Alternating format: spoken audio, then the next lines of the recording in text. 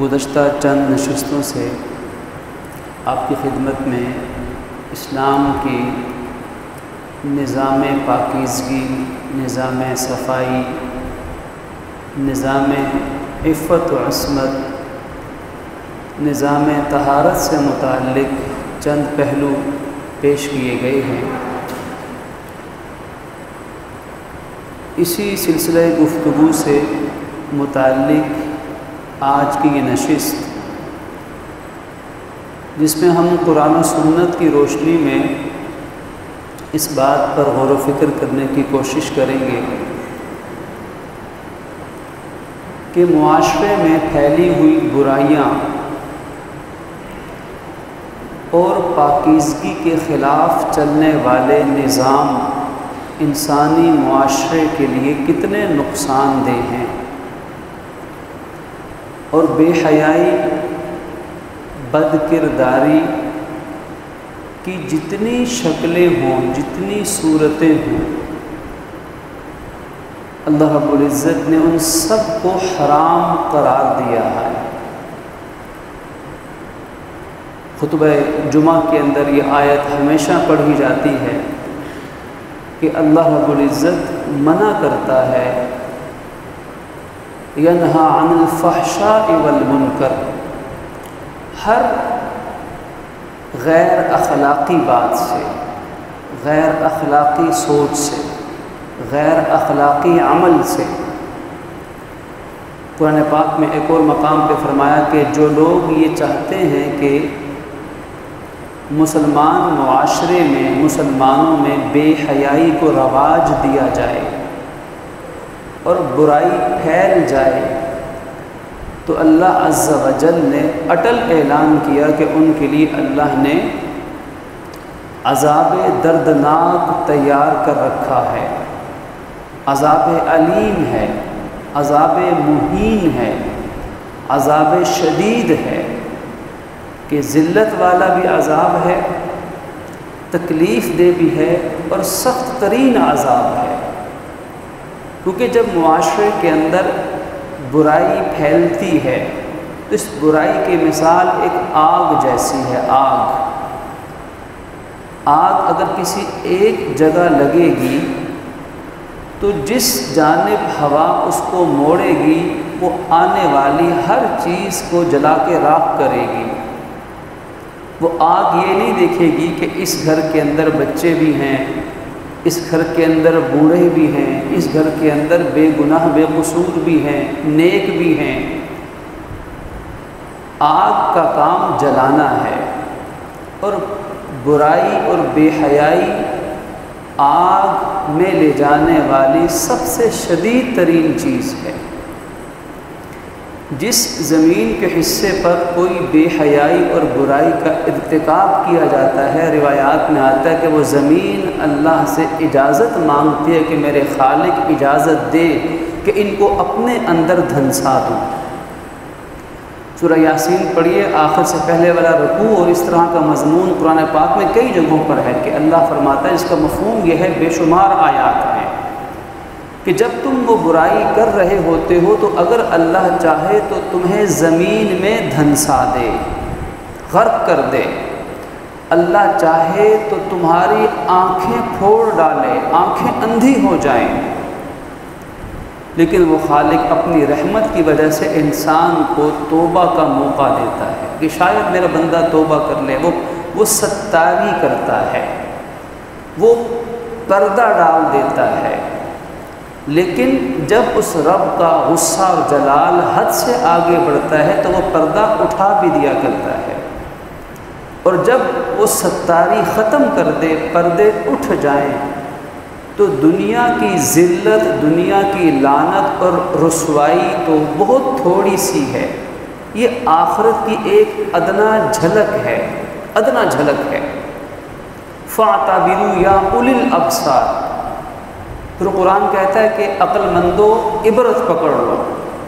جب اللہ کا کوڑا برستا ہے کسی بے حیائی اور برائی کا ارتکاب کرنے والے پر، تو صرف اس پہ ہنسنا یا اس پہ تنقید کرنا کافی نہیں، بلکہ پھر قرآن کہتا ہے فَاعْتَبِرُوا، عبرت پکڑو کہ اس رب نے تمہاری اپنی خطاؤں پہ پردے ڈالے ہوئے ہیں، وہ ستاری کر رہا ہے۔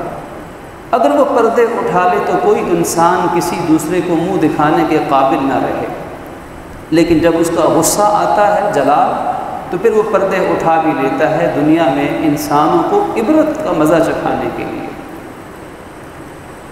تو قرآن کہتا ہے کہ جو لوگ دنیا میں بے حیائی پھیلانا چاہتے ہیں اسلامی معاشرے میں، ان کے لیے بڑا دردناک عذاب ہے۔ اور اسی لیے ہمیں حکم دیا گیا کہ تم اپنے اپنے معاشروں کے اندر نیکی پھیلانے کی کوشش کرو، حیا کو عام کرو، پاکیزگی کو عام کرو۔ اور تفصیل سے ہم سن چکے کہ وہ پاکیزگی، وہ صفائی ذہن کی بھی ہے، آنکھ کی بھی ہے، کان اور زبان کی بھی ہے، دل اور دماغ کی بھی ہے، لباس، ہر چیز کی صفائی اور پاکیزگی۔ اگر ہمارا معاشرہ اس پاکیزگی کو اپنا لیتا ہے تو ایک ہی راستہ ہے آج کے معاشرے کی اس بے رہ روی کی آگ کو بجھانے کے لیے۔ موجودہ دور کا یہ جو وبائی مرض کووڈ-19 جسے کہتے ہیں کرونا وائرس، یہ اس برائی کی بڑی زبردست مثال ہے کہ ہر جگہ SOPs، ہر جگہ احتیاطیں چلتی رہی۔ کبھی کسی نے یہ نہیں کہا کہ میں تو اتنا متقی اور پرہیزگار ہوں تو مجھے تو یہ مرض نہیں لگے گا۔ سب برابر، فوجی کیا، سول کیا، مزدور کیا، مالک کیا، ملازم کیا، نیک اور بد، نمازی اور غیر نمازی، سب نے احتیاط کرنی ہے۔ کوئی بھی بے احتیاطی کرے گا تو مجرم شمار۔ قانون کے مطابق یہی حال معاشرے کی برائی کا ہے کہ برائی ایسے ہی پھیلتی ہے، ایک سے دوسرے کو لگتی ہے۔ کوئی بھی انسان، کوئی بھی بچہ پیدا ہوتا ہے تو وہ تو بچہ معصوم پیدا ہوتا ہے۔ دنیا کا بدترین انسان بھی، برا ترین انسان بھی جب اپنی ماں کی گود میں آیا تھا تو پاکیزہ تھا، معصوم تھا، اللہ کی فطرت پر پیدا ہوا تھا۔ فطرت اللہ التی فطر الناس علیہا، کل مولود یولد علی فطرت الاسلام۔ بچہ پاک ہے، معصوم بچہ ہے، تو اس معصوم بچے میں پھر یہ برائیاں کہاں سے آ گئیں؟ یہ معاشرتی ناسور کہاں سے پیدا ہو گئے؟ ظاہر ہے کہ اس معصوم بچے نے تو اس معاشرے سے ہی سیکھے ہیں۔ وہ بچہ جب آنکھیں کھولتا ہے، شعور کی نگاہ، ایک انسان کیسے برائی کے راستے پر چلتا ہے اور چلتے چلتے کیسے شیطانیت کا راستہ اختیار کرتا ہے۔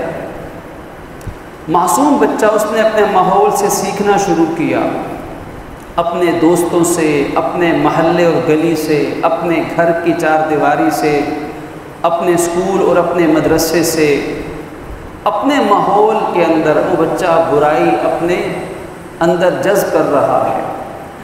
اس پر ظلم ہوتا ہے تو وہ ظالم بنتا ہے، اس کو برائی کا شکار کیا جاتا ہے تو پھر وہ جب اس کو طاقت اور اختیار ملتی ہے تو وہ برائی کا، اوروں کو برائی کا نشانہ بناتا ہے۔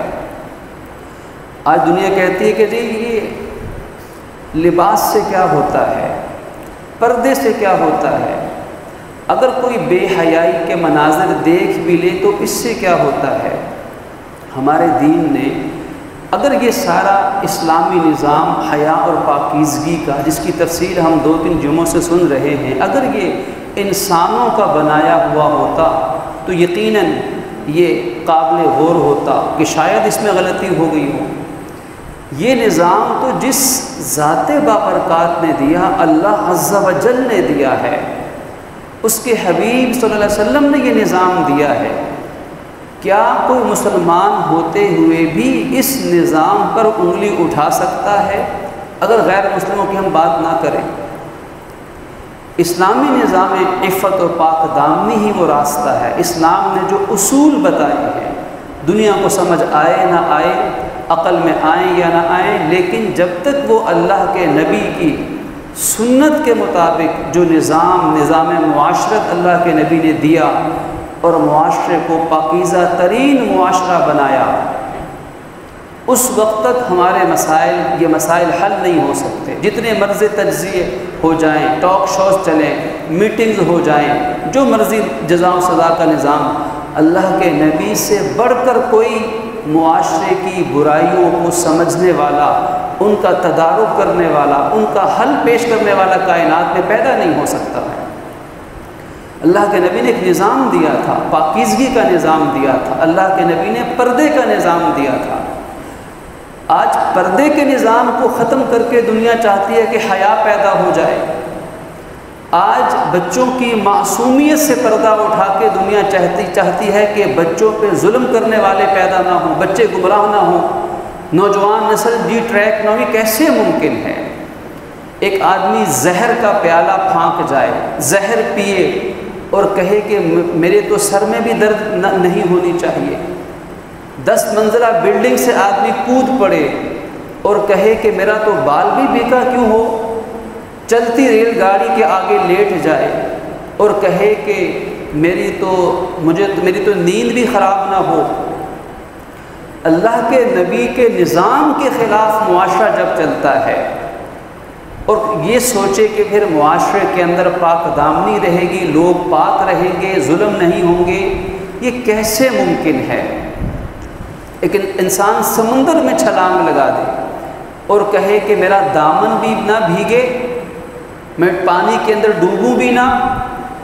بھئی اگر ڈوبنے سے بچنا ہے تو پھر سمندر میں چھلانگ نہیں لگانی. اگر جلنے سے بچنا ہے تو آگ کو بجھانا پڑے گا. جیسے ساری دنیا چیخ اٹھی ہے کہ کرونا وائرس سے بچنا ہے تو ویکسین لگاؤ، زبردستی لگائی جائے گی، SOPs پہ زبردستی عمل کروایا جائے گا. یہاں تو بات سمجھ میں آتی ہے، یہ بات تو سمجھ میں آ جاتی. لیکن جہاں بات آتی ہے اللہ رسول کے دیے ہوئے نظام کی، وہاں انسانوں کی عقلیں، دانشوروں کی عقلیں الٹی چلنا شروع ہو جاتی ہیں. یہ بات میں بڑے دکھی دل کے ساتھ عرض کر رہا ہوں. ہمارے دین نے ایک اصول دیا، نظام عدالت. عدالت کا نظام کیا ہے؟ اسلامی نظام عدالت، کہ جرم جو بھی کرے گا، جرم کرنے والے کی سزا اس جرم کے مطابق، اس کی عمر اور مرتبے کے مطابق ہر ایک کو ملے گی.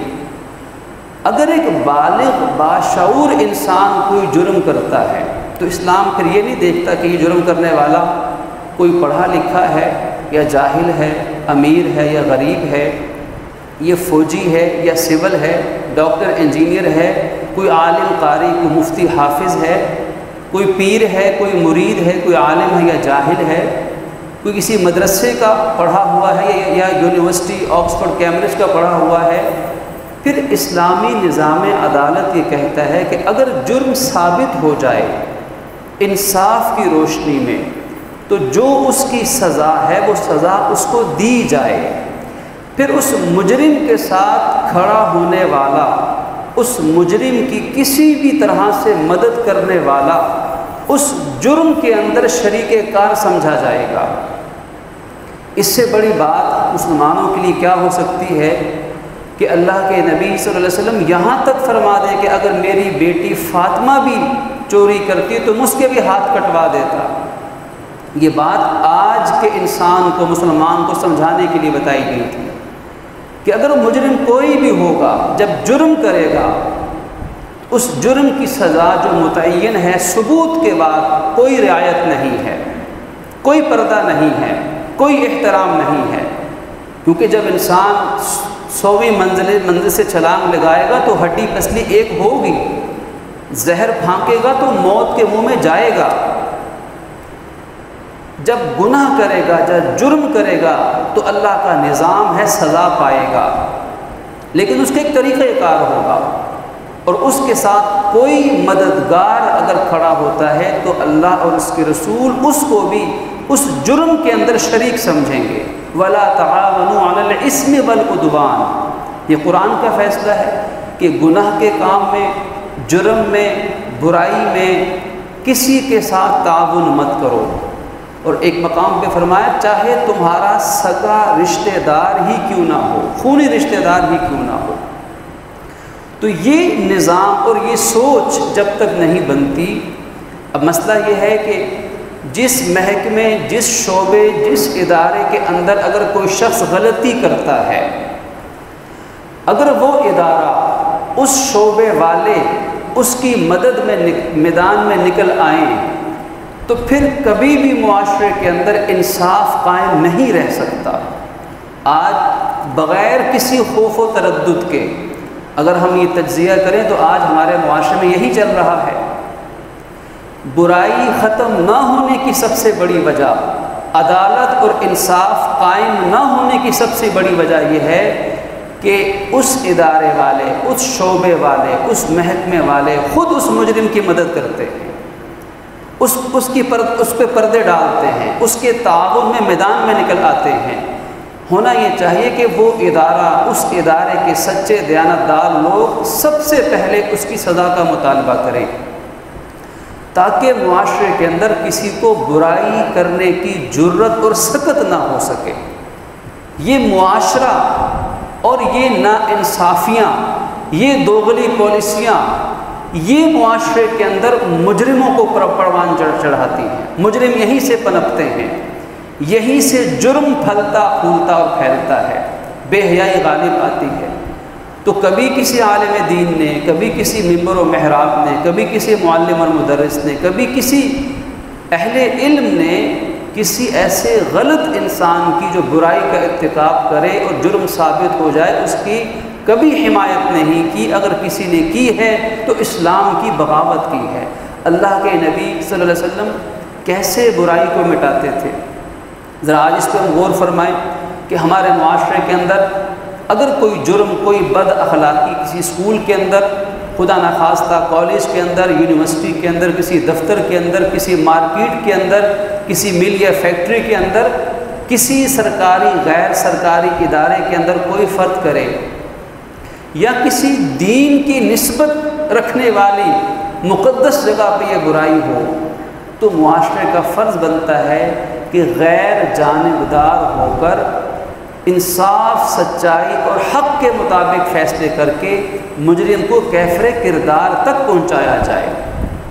یہ تو اہل اسلام ہمیشہ سے کہتے آئے ہیں، لیکن مغربی تہذیب تو ان برائیوں کو پروموٹ کرنے کا نام ہے۔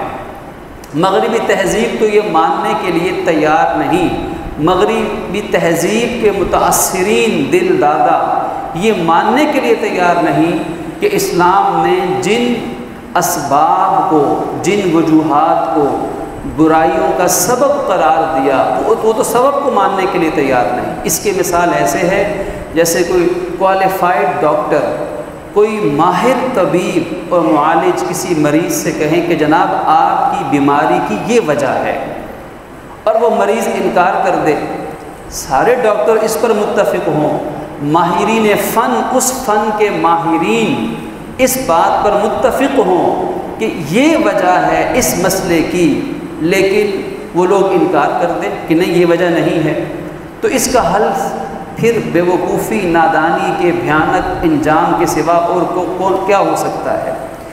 تو علم کے ماہرین، دین کے ماہرین، وہ اہل علم ہیں، وہ علماء ہیں، وہ اہل علم اور اہل دین ہیں، وہ متفق ہیں کہ بے حیائی، معاشرتی برائیاں اس طرح معاشرے میں پھیلتی ہیں اور ان کو روکنے کا یہ نبوی طریقہ ہے۔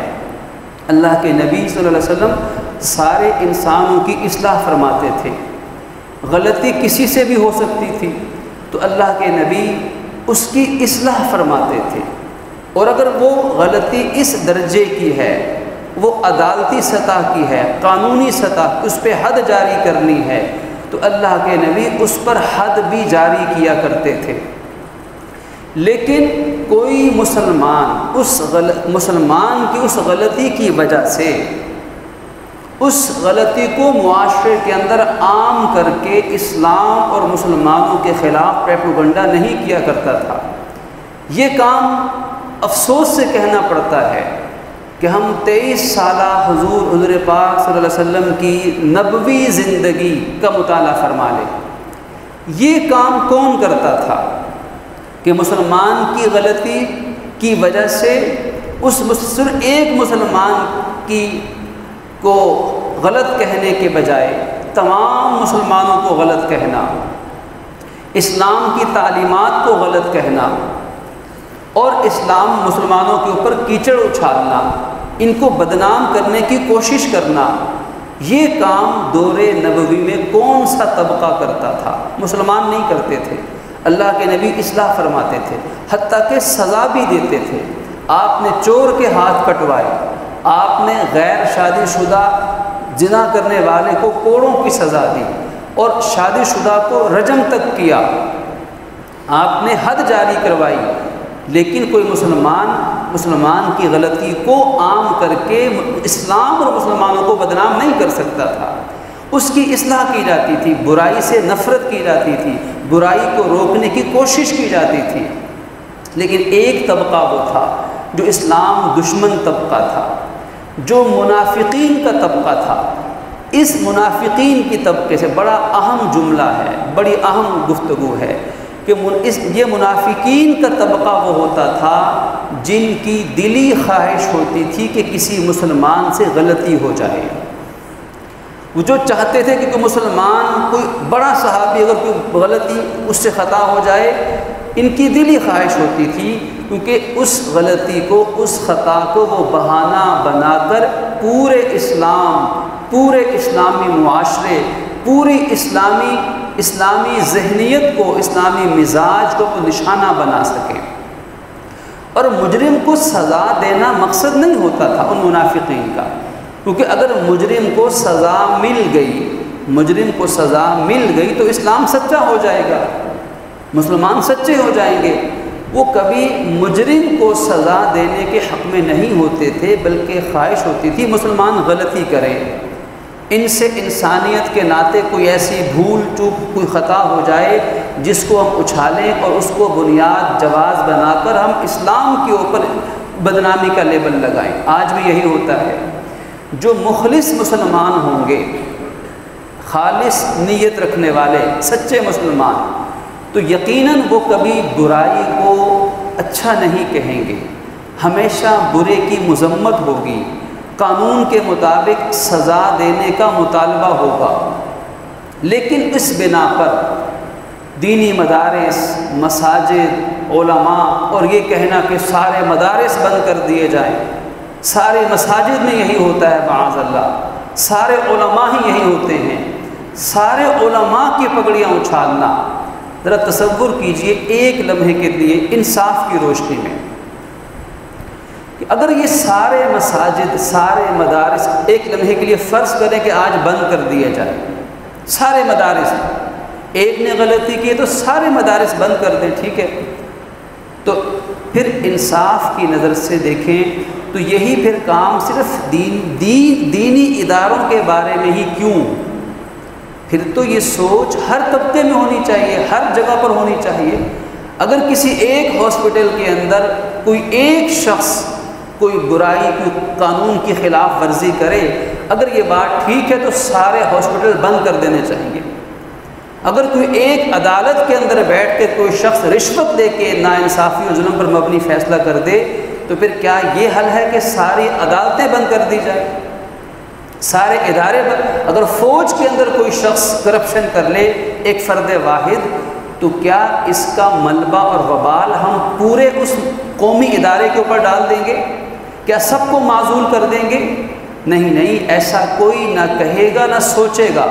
لیکن جب دین کی بات آئے گی تو ایک موقع مل جائے گا ان زبانوں کو، ان قلبوں کو، ان دماغوں کو جو پہلے سے ہی دین سے بدزن ہیں، جو انتظار میں رہتے ہیں کہ کوئی ایسا موقع ہاتھ آئے اور بدنام کرنے کی کوشش کی جائے تاکہ یہ نسل نو، یہ مسلمان معاشرہ دین سے دور ہو جائے۔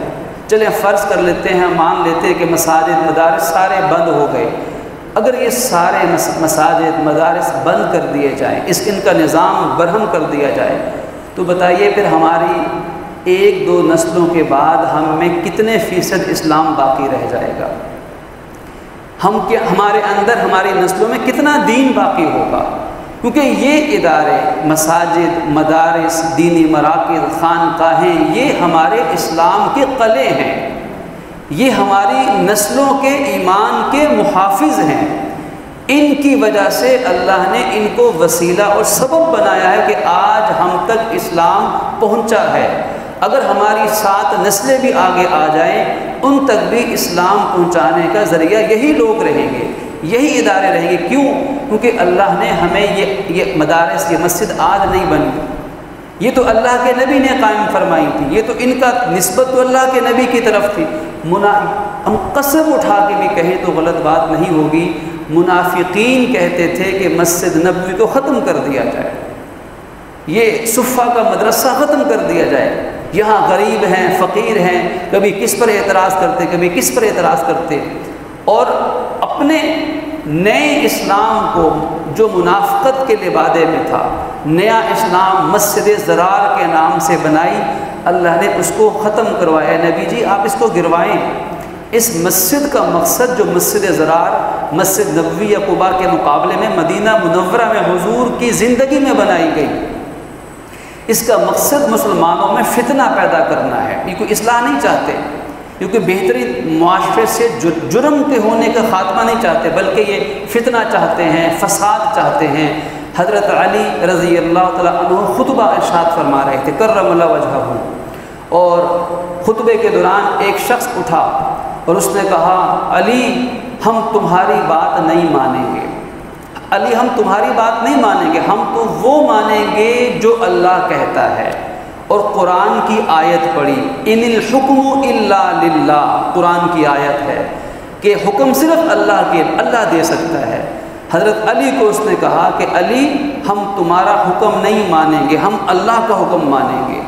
اب آپ وہ ایک لمحے کے لیے ایک مسلم غیر جانبدار ہو کر ہم سوچیں، کیا حضرت علی رضی اللہ تعالیٰ عنہ جیسا انسان اور شخصیت کیا حکم الہی کے خلاف حکم دے سکتا ہے؟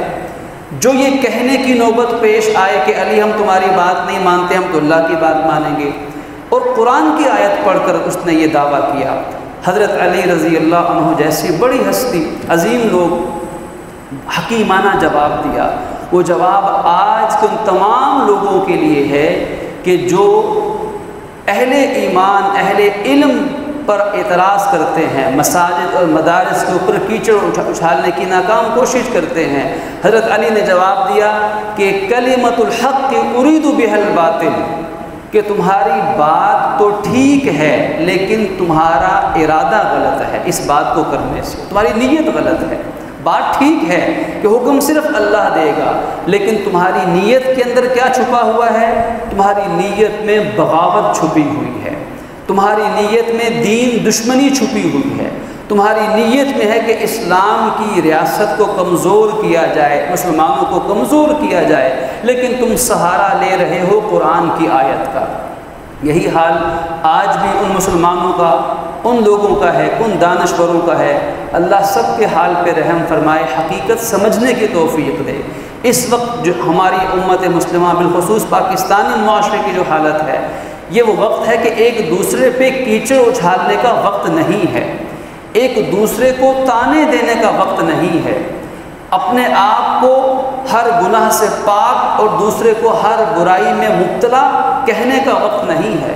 یہ وقت یہ ہے کہ سب ادارے، بالخصوص تعلیمی ادارے، بالخصوص دینی ادارے، بالخصوص تربیتی ادارے، بالخصوص سوشل میڈیا سے متعلق جتنے افراد ہیں، جتنے صحافی برادری ہے، جتنے دانشور ہیں، ہم سب مل کر اس پر غور و فکر کریں کہ معاشرے کے اندر یہ پھیلنے والی برائیاں اور کس حد تک برائیاں ہیں کہ منبر رسول پر بیٹھ کے بیان کرنا ممکن نہیں ہے۔